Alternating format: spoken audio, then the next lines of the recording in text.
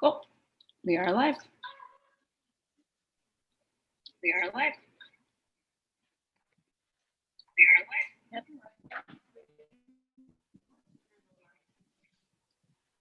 I am muted.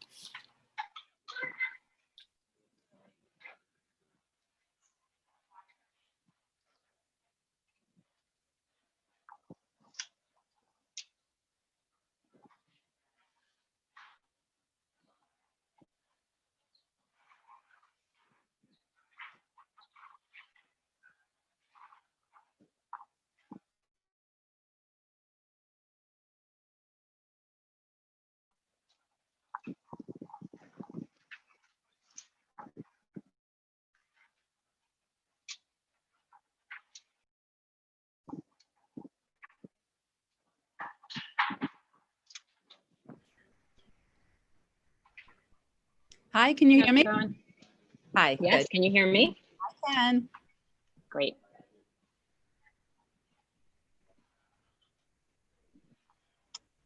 Okay, we are live. We'll give it another minute before 1 o'clock. We have about 14 people streaming now.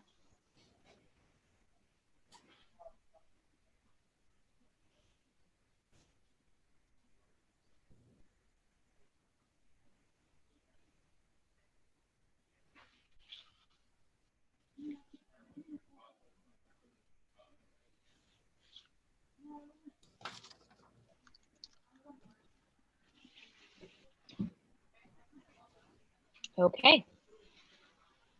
It is 1 o'clock. We have about 20 people watching the live stream now. I'm sure we'll get more as we go on, but we will get started just to make sure we give the full hour. We do have a lot of questions.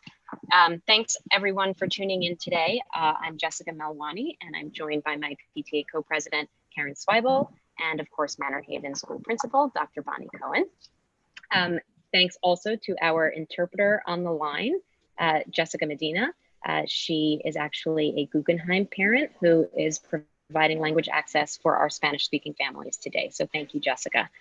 The past few weeks have been tumultuous, very stressful, and at times also confusing for so many of us.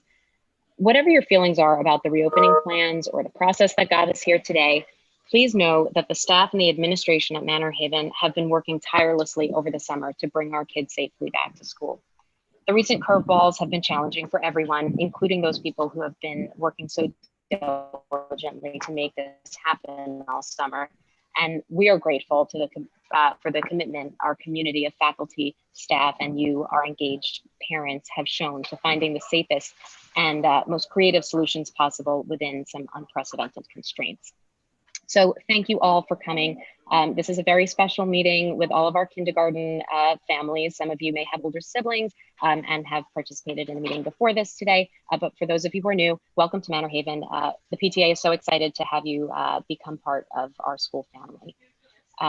The goal of this meeting is not to debate the merits of one plan over another or to discuss the how and why of how we got here today, but to provide some clarity on how school will work on a day-to-day basis under this new hybrid reopening plan. We actually received over 300 questions over the past week, many of them related to kindergarten, and we shared every single one of them with Dr. Cohen, who today will try to address some of those that came up most frequently and try to cover as much ground as possible. So we will address as many of the questions that came in prior to the meeting as possible, but please do feel free to use the chat function to submit additional questions that come to mind. In the previous meetings, we did have some time to take live Q&A and sort of mix in the questions that were coming from the chat and the questions that were coming in prior to the meeting. So as always, please keep the chat respectful. Please keep it focused on the questions that you want seen and heard. And rules of the road, just know that everybody has been working really hard, so please do keep it kind. The chat will be monitored throughout the meeting, and the transcript will be provided to Dr. Cohen afterwards. We're also, the PTA is also taking notes, So at every meeting, and we'll compile them into an FAQ document to be shared on the PTA website after the call. So with that, we will turn it over to Dr. Cohen. Thank you very much. Hi, everybody. I'm very glad that we finally have this time together. My goal today is to give you an understanding of our instructional model, answer your questions regarding the health and safety of your children, and explain our building protocols for the upcoming year. Most of all, I want you to know that I will do my best to help you through this difficult time. If I can help you with easy fixes, know that I'm willing to do this. My work on district committees was and always will be in the best interests of students and staff. I am taking the final decisions that I'm given and making it work for our school. Although this meeting is only an hour, you will have the opportunity to ask more questions at our open house and at follow-up PTA meetings. And of course, feel free to email me at any time. Now, this is a special meeting because this is my kindergarten meeting. So the first thing I want to talk about is that on August 31st, we have a meet and greet planned for you because many of your children and you haven't seen the inside of our school. So we received special consideration for us to open and allow you to come into the building, but we do have to stay with the one parent, one child focus. So I wanted to offer to any of you that have other children at home, this really is for the kindergarten children. If you want to come, bring your kindergartner and allow them to come with me to visit their classroom and to also see and hear their teacher on a big screen. We will have our kindergarten teachers' faces and voices greeting the children in the classroom. They won't be there in person, but they will be on the screen. They can come with me. So if this works for you, if this makes it easier, please don't stay away because you have other children. We will make it work for you.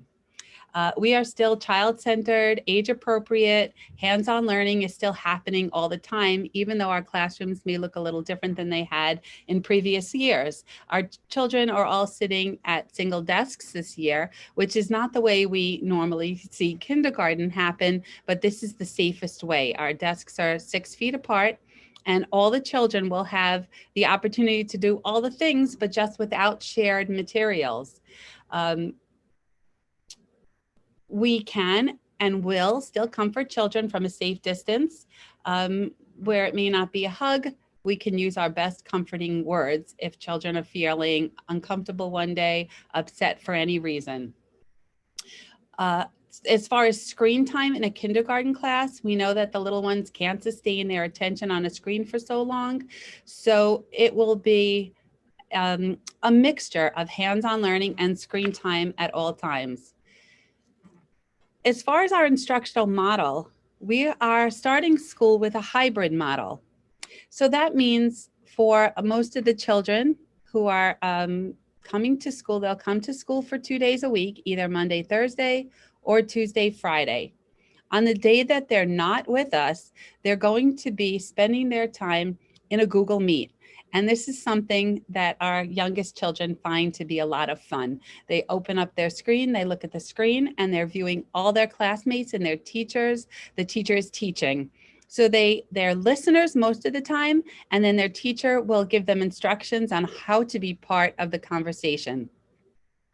So we want to start the day the same way for all of our students, whether they're in school, they're hybrid at home, or even if you choose to be a remote learner for the beginning of the school year. All your children will log on to a Google Meet. So all of the children will be part of a kindergarten community and have the same instruction, the same beginning of the day together. And we also want to end the day the same way. So through that Google Meet, your classroom kindergarten teachers will be ending the day with social emotional learning, with a class meeting, with instruction that everybody participates at the same time. So the in-person part of the hybrid is Google Meets and live instruction with the teacher in front of them. The at-home instruction for our hybrid students is Google Meets and what we call asynchronous learning. Asynchronous learning is when students are doing the work on their computer. It could be a recorded lesson from their teacher. It could be a PowerPoint. It could be just doing independent practice in a worksheet. So if it's on the computer and there's no live person with you, we call that asynchronous learning. Synchronous learning is when there is a live person there for you. A Google Meet would be considered synchronous learning. Our virtual students, all virtual, can take part in the Google Meets. They can also live stream by watching the class. That's another option that's available just to our remote students. We take attendance daily. We ask all children to get dressed for school. And if you're coming onto a Google Meet, please be punctual. And it's just amazing to even think that our kindergarten students can do this, but they can do this and they do this on their iPads. Everybody learns. So some more important terms. We are a one-to-one school district, which means that every student has a device and learning takes place both on the computer and live. Synchronous, which I said is live instruction with a teacher on the Meet or Zoom meeting. And virtual learning can be learning through programs. We have something called iRead, which is phonics work for our youngest children. And it's a lot of fun for them. They love to participate. It's like playing a game. And what it really is teaching them decoding and phonics and keeping track of their progress. A Google Classroom that I mentioned before is a platform. Google Classroom is a platform where teachers and students come together for instruction. Teachers have the ability to post schedules, provide links for instruction, and can give feedback. All parents will have a little bit of help if it is your first experience with a Google Classroom. Excuse me. That was the emergency phone. We are also exploring outdoor Wi-Fi because we want our students outside as much as possible. And so if we're doing a Google Meet and we have our children who are at home participating and we want to do this from the outside, the in-class students can be outside on a towel, on a mat, using the Wi-Fi that we have in our, that's been set up by our district. Again, something very important for our kindergarten students is a combination of hands-on learning and computer time. We do not want too much screen time. We call specials classes that are our art class, our library, music, physical education. We also have an enrichment special. So it's enrichment, music, art, library, and we have 2 cycles of PE. That's called special classes. So if you're in school, your special class will be in person. And if you are hybrid or remote, your special class will be done through asynchronous learning. And it's in a 2-week rotation. We have the 2-week rotation this year to lessen contact, so our special area teacher is not exposed to 500 students, but just to 1 grade level cohort. And so then a kindergarten may start out with 2 weeks of art and then move into 2 weeks of music, etc. Enrichment is done by our gifted and education teachers, and they are providing whole class enrichment for all students in grades K to 5 in 2-week cycles. Pull-out services are going to take place, of course. Children will be pulled out for support services, not during recess and lunch, but when your child is in school, if they have speech, if they have resource room, if they have ENL, they will be meeting with their teacher live for the 2 days that they're in school. And if they are entitled to services 3, 4, or 5 days, they will be seen by the teacher. It will be remotely during the days that they're not in school. All of our beginner, our entering and emerging ENL students, which is English as a new language, or formerly ESL, English as a second language, all of those students are going to be coming every day. So there's a few children who have tested in the beginner range for ENL. They will be in school 4 days a week. as will our self-contained special education class students. We have one class in our school. There are many throughout the district. We talked about kindergarten students not sharing material. So we use manipulatives to teach math, whether it be coins, buttons, 10 frames. Every kindergarten student will have their own baggie of math manipulatives, because that's how our young learners learn math best, in an individual bag that will travel back and forth with them. They will still have pencils, crayons, scissors, glue sticks, all the important things that are part of the kindergarten experience. Just this year, they won't be sharing them. They will have their own supplies to travel home with them for homework and come back to school when we're in school. We will try our best to do small group instruction. It will just look different. It'll look differently. Our children will be in small groups, perhaps on the computer, or they'll be in small groups by sitting near 6 feet, maintaining 6 feet distance, but working together in some way using their voices. Talking about building protocols next, arrival and dismissal. If your kindergartner is coming on the bus, we encourage all kindergarten students to sit at the front of the bus, and we will have no more than 22 on the bus. While the capacity is 66, to maintain social distancing, we will have 22. We will have a car line drop off in the morning, and we will stagger our times to drop off. They are recommendations, not set in stone. So if your drop-off time is a time that is not convenient with you, you need to come a little bit earlier, you need to come a little bit later. You may use an additional, one of the other drop-off times. Everybody will line up outside. Kindergarten students will be gathered by their paraprofessional, one paraprofessional for each class. And they will be monitored coming off of the bus. They will be monitored coming off of their cars, and they will be going to their classrooms. Dismissal, kindergarten will have special consideration. We will call for them to be dismissed. We're working on perhaps 2 classes being dismissed under the front awning and 2 classes being dismissed from their back door. But I just want you to know they will not be dismissed to the public with the general population of students.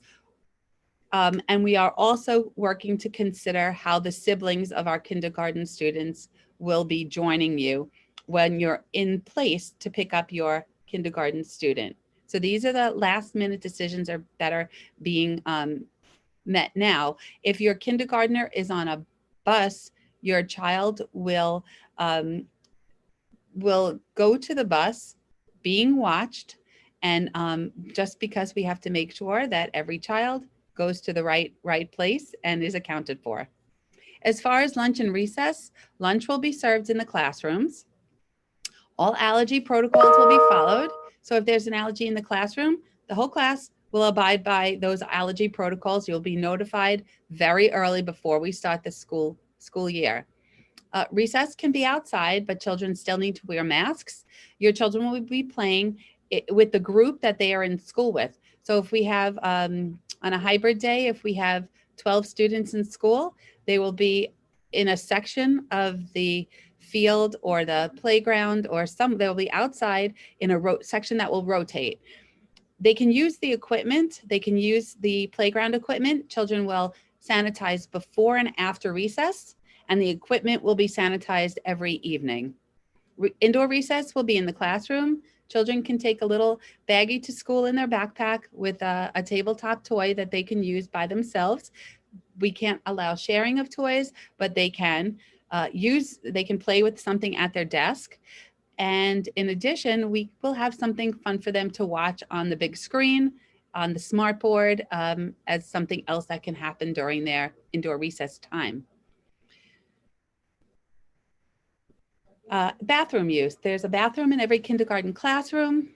They will be monitored by the paraprofessional in the classroom, one child in at a time, sanitizing before and after. There will be paper towels only in the bathrooms, and there won't be any hand dryers. And again, important They're small bathrooms, and one child will be, even if they're washing hands, one child will be allowed in at a time. Just moving on to our isolation room, we have a room dedicated in the building for students and staff who present with symptoms of COVID. The room will be monitored by our nurse. If the nurse is in the isolation room, we will have another paraprofessional manning the nurse's office. But if a teacher suspects that a child might be sick with COVID, the child would be escorted to the nurse's office, to the isolation room and monitored. We will use our nurse's best judgment as far as next steps and take guidance from the Department of Health. As a rule, no parent visitors. Unfortunately, no special programs and outside vendors coming in. No events that have outside people coming in. This year. This is not Manorhaven as a rule, but this year this is just district-wide protocol to keep everybody safe. We are designating outdoor learning space. There'll be a different space outdoors dedicated for recess time, instructional time, and even for mask breaks. We want to make sure that our youngest children especially have a mask break. Best place to do this would be outside. Doesn't have to be long. It just has to be, with children spread out, social distancing, outdoors, just as a chance to not wear a mask for a minute or, for a few minutes. If a mask break takes place inside the classroom, children are separated. It's not for a long time. It's brief, but it's just as necessary. And things might come up during the school day where a young child needs to take off the mask, put it back on. This will be monitored by the teachers. If you haven't started having your children practice wearing masks for an extended period of time, something that was brought to my attention as a way to do this would be to tell your children, okay, when you're on screen time at home, you have to wear a mask. It's really practicing building stamina for mask wearing. And when they're not on screen time at home, they take their mask off. Maybe it'll help build their stamina.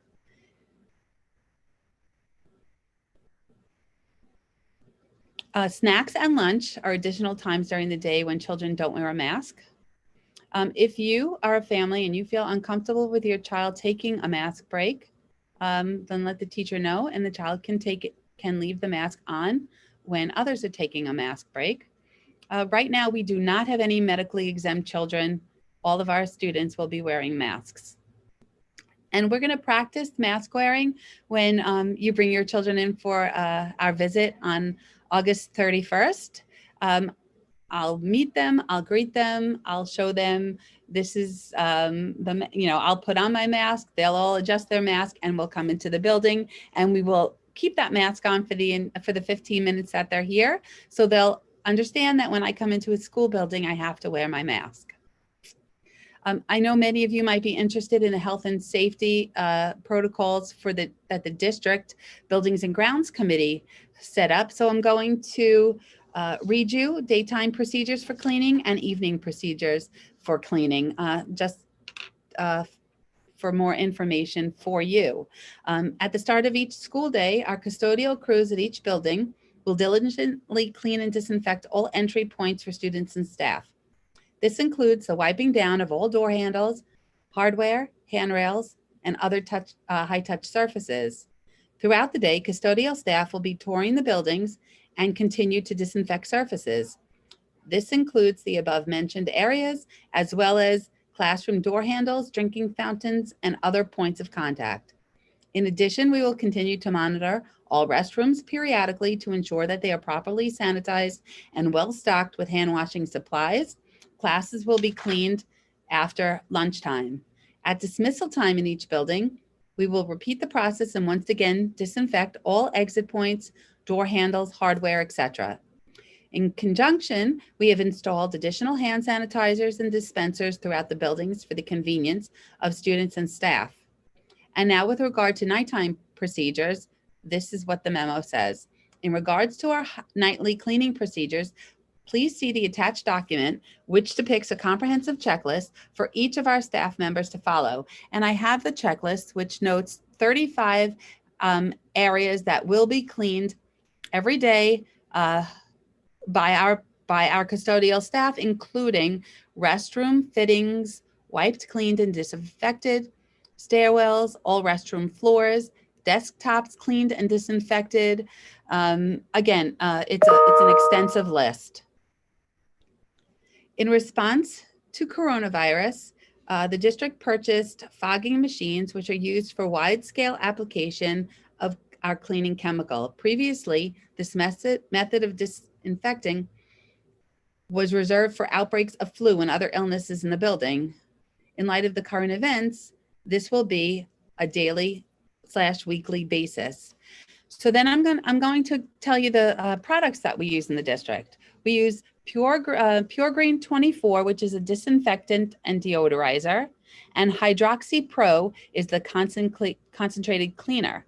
The defogger is used after hours. The chemical is a safe chemical and is used after hours for a fogging application that allows the disinfectant to reach areas that cannot be reached by hand and allows the custodial staff to clean larger areas more quickly. You may send in hand sanitizers with your children to be used with adult supervision or wipes. Some other health protocols that I want to share with you. Ventilation systems have been checked by our buildings and grounds.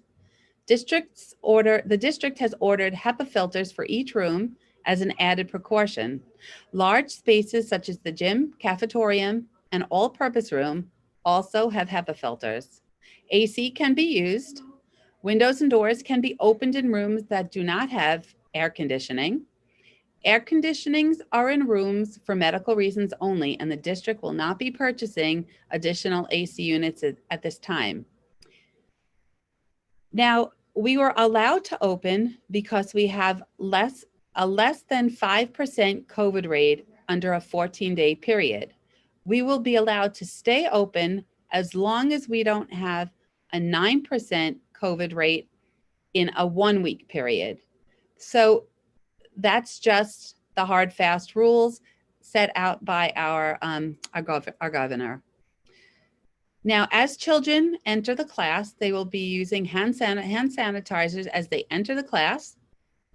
And you know what? I'm going to move on to some tracing and testing protocols. Health screening begins at home.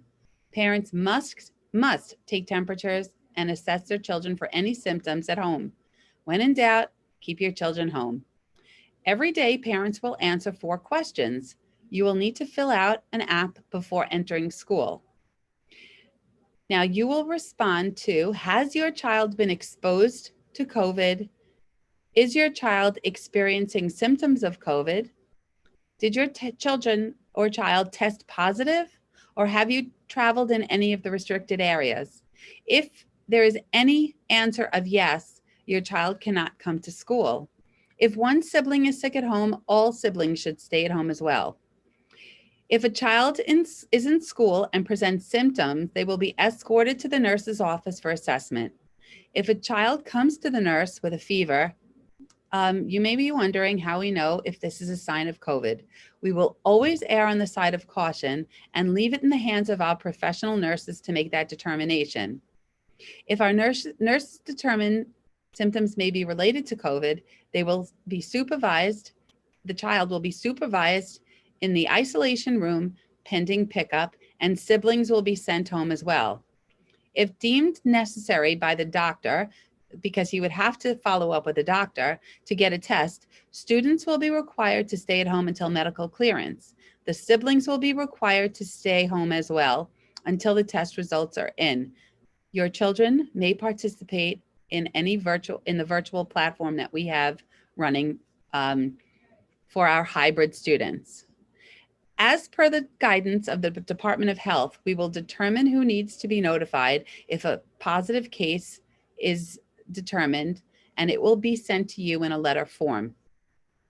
Right now, we're working on placements, and the placement letters will be received closer to the start of our instruction. In closing, I just want to say, please send additional masks and have faith in our amazing kindergarten teachers who will make sure that this year is just as amazing as any other opening for kindergarten students. Thank you.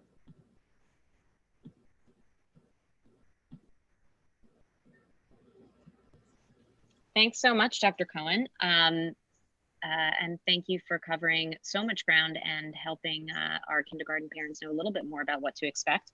We're going to address, there aren't actually a lot of questions in the chat now, so if you do have any, feel free to put them in.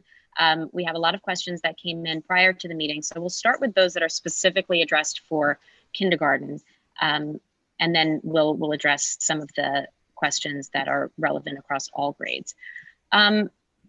How will, in terms of the physical space and the setup of the school, how will kindergarten classrooms be set up this year to ensure that they're welcoming and as comfortable as possible and not sterile or scary?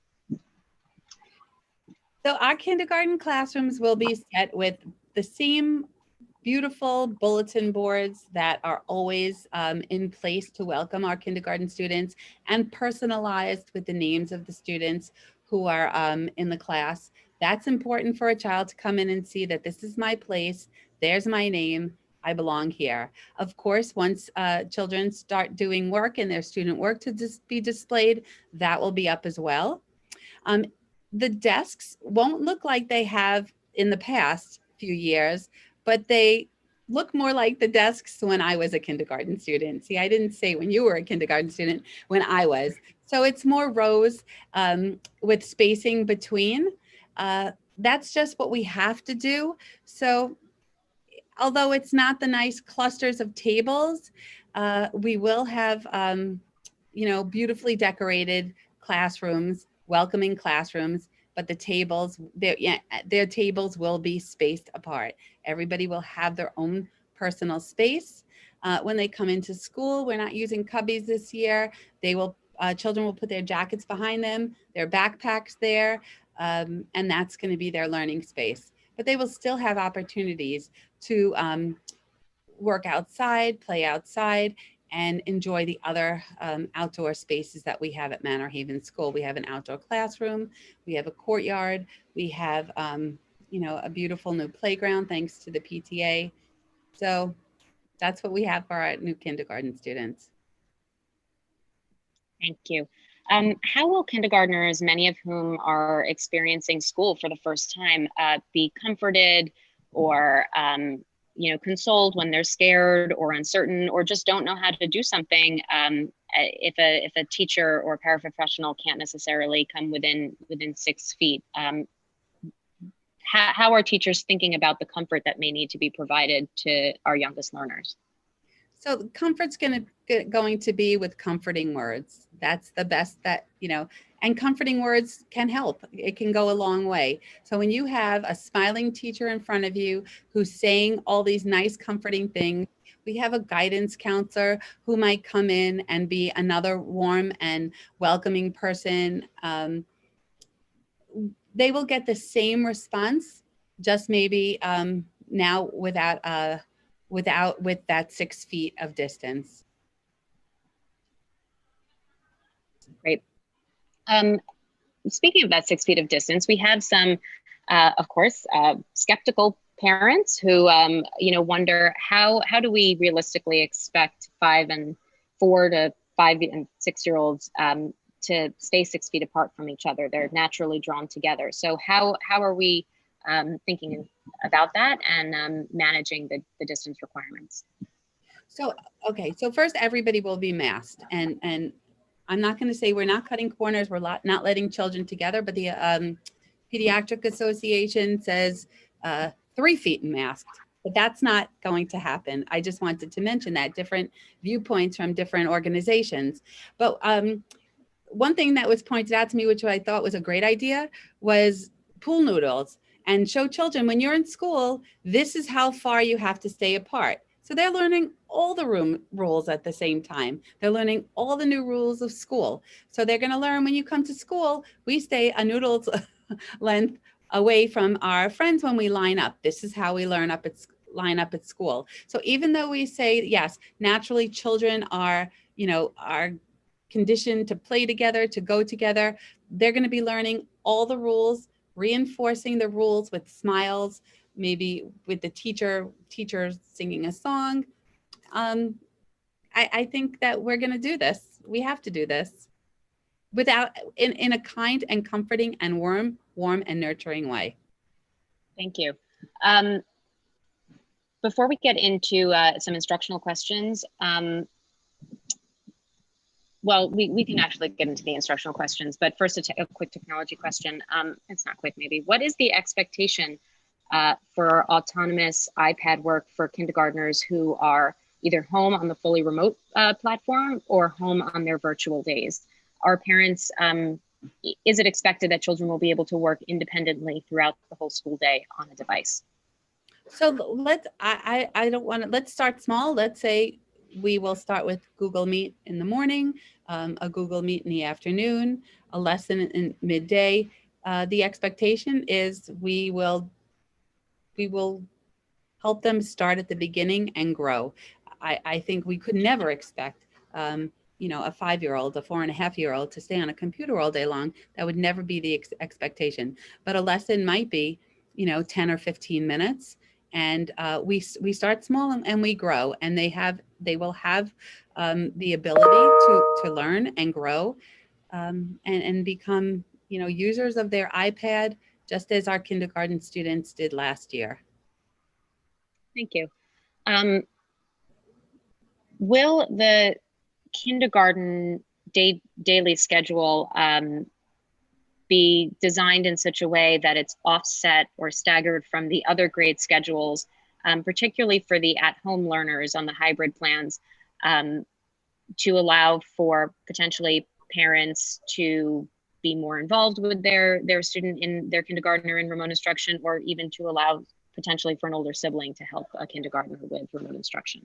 So it was very important to us that we start the day the same way, that we start the day with social emotional learning, with all of our students remote, hybrid, in school together on a Google Meet. That was very important. So that all goes on at the same time. However, our older learners can do this without the assistance of a parent, especially if they were in school last year. They don't need a parent. They won't need a parent to sit there with them during the entire Google Meet. They could do that by themselves. So that would allow for, the kindergarten student to have the attention of the parents. Thank you. Because right now we have beginning and end of day, which is the same for everybody. We have the beginning and the end of the day as a full class meeting. Right. In terms of devices and the one-to-one initiative, when will devices be distributed, and will there be an option for those in our community who already have devices to opt out or donate their devices back to the district? So we're working, the devices are in, but we're working out the distribution plan. I will have to let everybody know in writing. That was an interesting point at the end, if you do not want one. So let me make a note that I will include it in the information that I send out about distribution. Great. Do families that have qualified for free and reduced lunch in the past, specifically last year, do those families need to reapply every year?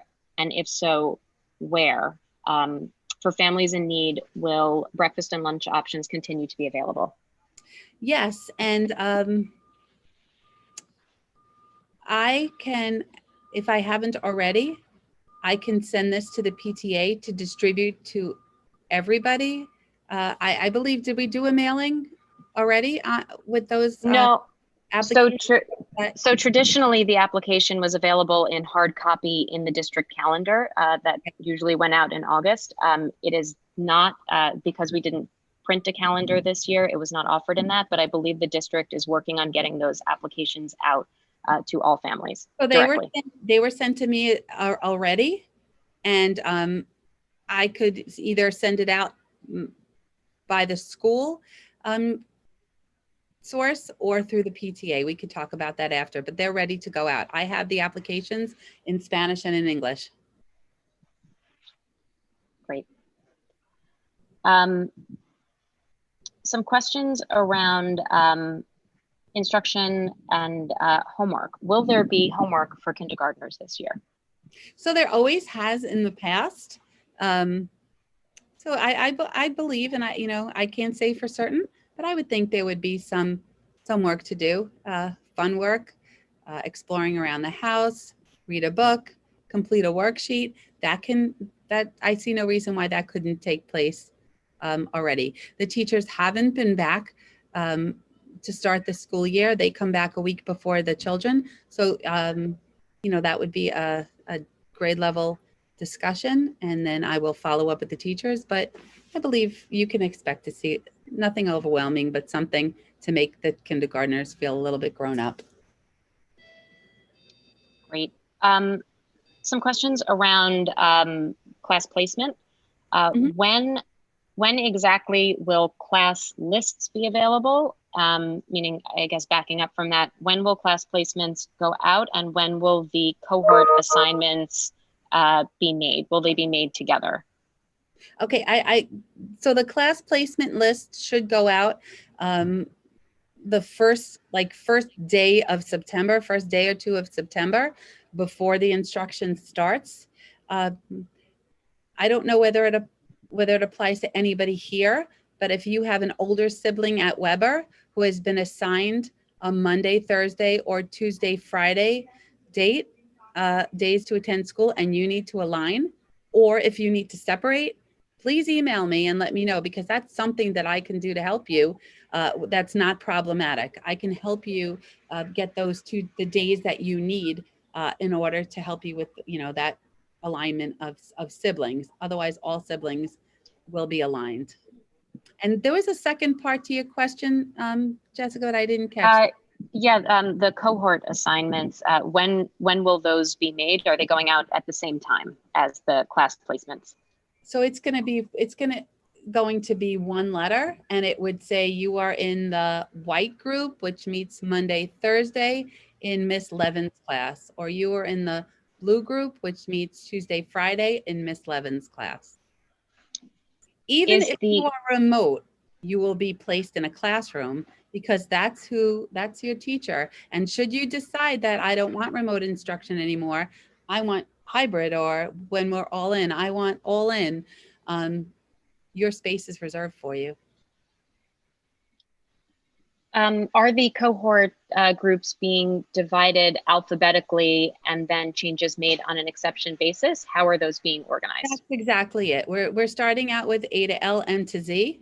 It doesn't mean that it's a hard, fast rule, because there's one of our kindergarten classes, I believe it's 5 in one category and 14 in the other. So we'll make sure siblings are together. And we also have to look at some placement for our children who have speech or resource room, because we have to make sure that when they're in school, they are able to get their person-to-person instruction. So that's why I don't want anybody to assume they're in one group because of their name, because it may change. That's what we're working on right now. Okay, so just to confirm that for all parents who are listening, please wait for to receive your cohort assignment, as they are being divided alphabetically, but fluid in some respects, to make sure that classes are balanced. So please don't make any plans based on an assumed placement. Wait for those assignments to be made. Correct? Correct. And yes, exactly. Let's leave it at that. Sure. Okay. Can parents decide to switch from in-person to fully remote, and vice versa? If you start off the year as fully virtual, can you come back into the classroom?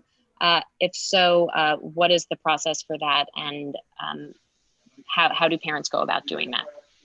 So I think the first thing to do is notify me. I'll find out if there is a level at the district, at district notification. But yeah, it should be fluid. It will be. It will be. Thank you. Some questions on the health and safety front regarding the screening process. And this was something that came up in one of the earlier meetings as well. We are relying on the honor system for parents to submit those screenings before sending a child to school.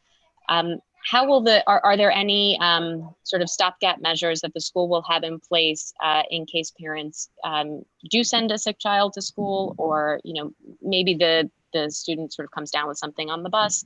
How will that be addressed, and how will the sense of personal responsibility to our community be communicated? Yes, well, our first step, the children will be greeted by the paraprofessional in their classroom, and the paraprofessional would be asked to just, you know, look at all the children, make sure they look happy and healthy, and the school will also be notified if anybody does not fill out the form that answers those 4 questions. So we have the paraprofessional checking the children, a group of 10 children, for up to 10 to 14 children that she will know very well. And then the classroom teacher also will be assessing the children to make sure that they look fine and they look well, because it's usually one of the 2 that says so-and-so doesn't look right, send them to the nurse. And sure enough, the child has the flu or has a strep throat. So that will be in place. The building will be notified if the child did not take the temperature check at home, and then we will follow up on our end, making sure that that has been done. So yes, it's basically the honor system by parents to start. So it's very important that you take your children's temperature every day and answer those 4 questions every day. And then just to put your mind at ease that if a parent does miss, we will catch them on catch them on this end. Thank you. A couple of questions about students who are going fully virtual. Will remote only students receive the same hard materials that students who are in person receive? For instance, those math manipulatives you mentioned, or any textbooks that have been purchased, will those be distributed to remote only students as well?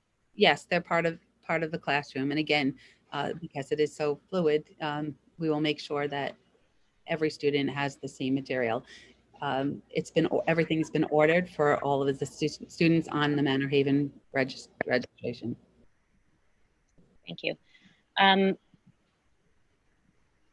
With respect to remote instruction, you mentioned earlier that the fully virtual students will have access to the live stream, but the students at home in their hybrid cohort will not be on the live stream. Can you speak to that decision a little more? Or, you know, a lot of parents have asked why their students who are at home on hybrid virtual days can't log in and observe the classroom as well.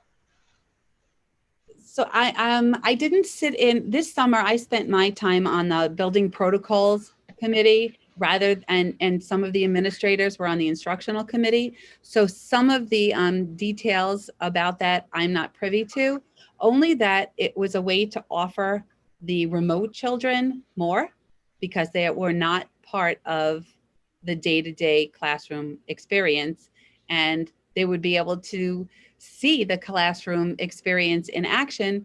The hybrid children will have been there for 2 days. And yeah, okay. And the hybrid children will be getting direct instruction through the teacher via the computer when they're home, as will the remote children when their cohort is hybrid. So it'll be, for the remote children, it'll be 1 day live streaming, 1 day Google Meets, a little bit different, right? A little bit different. Got it.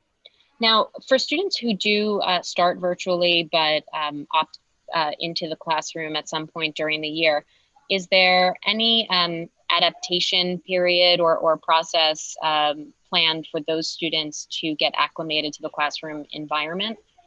Or are kids who come in throughout the year just expected to kind of jump in and join the class?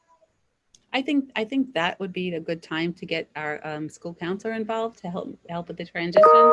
Maybe, and I will have this conversation with her. Maybe meet with them first, bring them to the class, um, have an opportunity to meet the teacher for a few minutes before going in.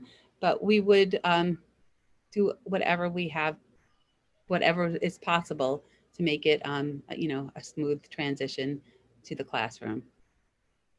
Thank I you. re- I re- it could be scary coming in for the first time in the middle of this of a school year that has already started. Right. A lot of questions have come up about Dr. Heinz's comment in his last email that the goal would be to reopen in person by October for those full 5 days.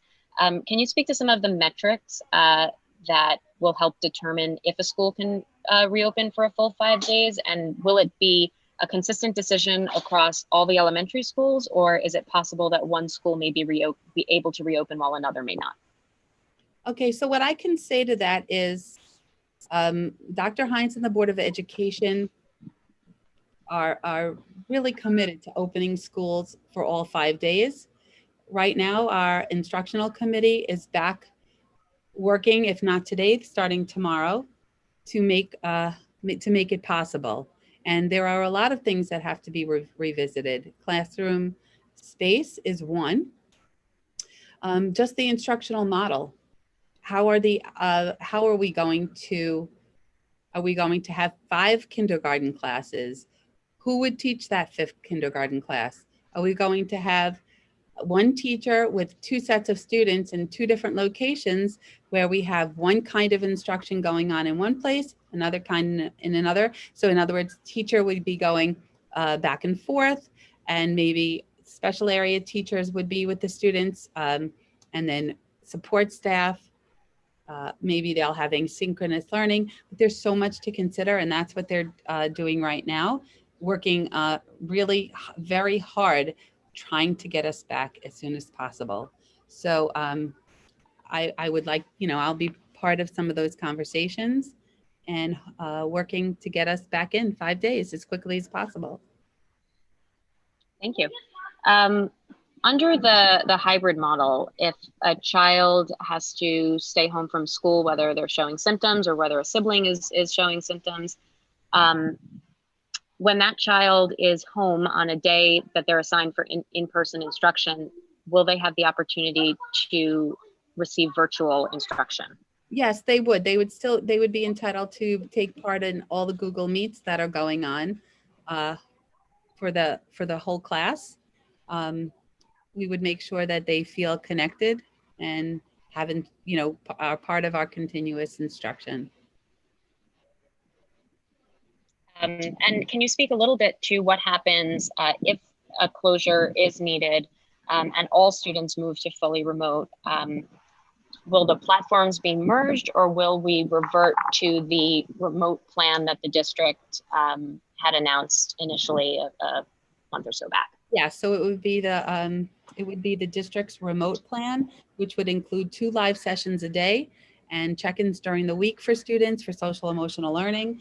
And our teachers would have the option to do small group work as well. I believe I know that the district remote plan is posted, and that's what we have that ready to go when necessary, if necessary. Great. A question about remote using devices while in person. How much in-person classroom time will students be spending on their devices, learning how to use them in preparation for a bigger closure or interacting with the students who are at home that day? And how will our kindergarten teachers manage screen time for our youngest learners?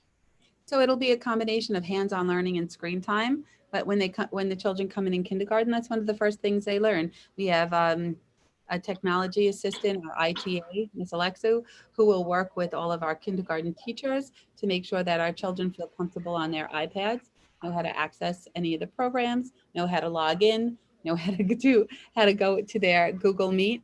So it's all part of the instructional day. So there'll be some time some time together on a screen and some time off of a screen, taking part in, more active hands-on learning. Great. Can you speak a little bit more about special education and ENL services? We know that our ENL students and some students, some special education students are invited back for the full 4 days. Which services under IEPs are being administered in person? Are there any that will be administered virtually? And what does an average day look like, for instance, in Mrs. Kaminsky's classroom, who will be there, 4 days versus other classrooms that will have a hybrid program? Mrs. Kaminsky's children will have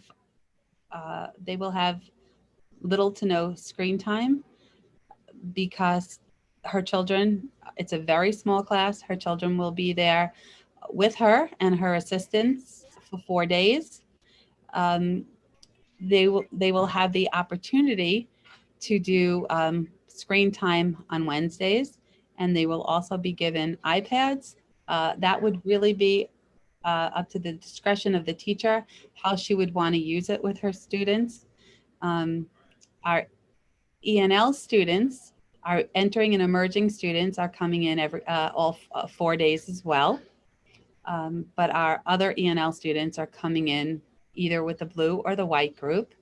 And services such as speech, resource room, those are going to be done in person 2 days a week when the children are in school. But if an IEP says 3 days a week, then one of the days will be virtual. I've also had conversations with our OT and PT staff. They are providing me the days that they will be in the building. So it'll be Monday, Thursday, Tuesday, Friday. And their children will also be seen while they're here in school. I believe there might be a student who gets those services 3 times. I believe that there was virtual instruction provided in the spring. The same way it was done in the spring, it would be done now. So if a child is here, they'll get their support services. If a child is not in school, they'll get it remotely. Thank you. Just a point of clarification. Have our school start and end times changed, or was the graphic provided in the video presentation just a sample for all elementary schools to use? That was a sample of 1 grade, 1 class. So so we are still a school that's slated for 8:20 to 2:35. Our buses, my bus time was 8:05, but I believe buses come on both sides of that, as they have in the past. We will start dismissal a little bit earlier, especially for our kindergarten students, because we want to make sure that we don't have that much congestion. So we will start a little bit earlier, but our day stays the same. Now, as far as our specials go, where it used to be all first grade or all kindergarten had their special at 1 o'clock. Now, each class will have their own special time because they're sharing a teacher for 2 weeks. So that's a change that we've made to the schedule. I'm discussing with the teachers right now if they'd like to start their Google Meet at 8:20, or if they'd like to keep with that 8:45 slot and then use that time to prepare those, 10, 15 minutes to prepare while a paraprofessional in the classroom takes the lunch order and the attendance. That's a possibility. But from a parent's point of view, we are remaining at our same schedule, an 8:20 start to the school day. Although you may get, if you're driving, you may be assigned a later time to drop off. Got it.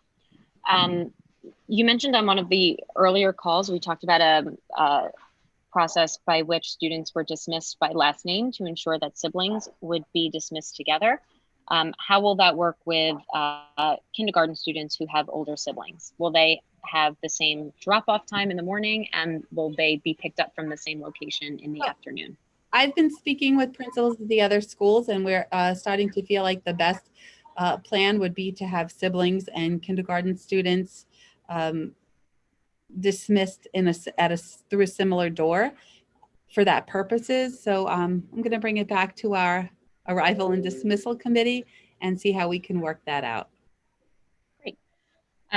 Some questions have come up about times during which students may benefit from organized activity, kindergarten students in particular. So the mask breaks, indoor recess, and even outdoor recess to some extent as well. Will there be organized activity? You mentioned before that something could be shown on the smartboard, or kids could have at home toys from home on their desks. Could there be opportunity for perhaps the paraprofessionals to provide some sort of organized activity during these non-instructional times? So for instance, we might have a 30-minute mask break time, but that would be a good time for the students to have their mask break outside, and then they could have some kind of organized play outside, or come in. It could be a time that they would have asynchronous learning while the teacher is with the hybrid students. So we have iRead, which is a program for all kindergarten students, and that's the program that I had mentioned that is phonics in decoding, and it's fun for the children, and they are completely independent. That might be a good time to do that. But there are also organized play times during physical education. And I think we can learn a lot from our excellent physical education teacher to give advice to our paraprofessionals that when you're out with the children, these are some things that you can do with them, which are safe and organized. So just to mention, our Mrs. Regan, our PE teacher, was teacher of the year. She was Nassau County, New York State, and then Eastern Region AFERD Teacher of the Year, and AFERD became Shape America. She's an amazing resource for the building. Thank you, Dr. Cohen. That actually wraps up our time. We're just coming up to 2 o'clock. So Dr. Cohen, we want to thank you for being here with us today and being candid, sharing with us the information that you have available now.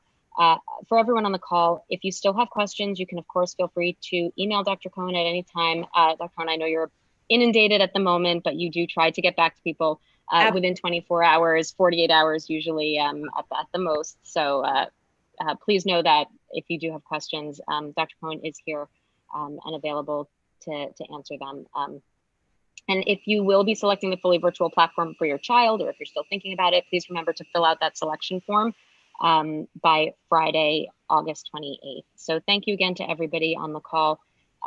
We will be providing an FAQ document based on this discussion and the meetings that happened earlier this morning. So if there are any questions that haven't been answered to your satisfaction today, they very well may turn up in that FAQ. Thanks again. Thank you to Jessica Medina, who's been on the line interpreting for our Spanish-speaking families. We really appreciate that. Be well, everyone, and enjoy the rest of your summer. Thank you. Be well. Thank you. Bye.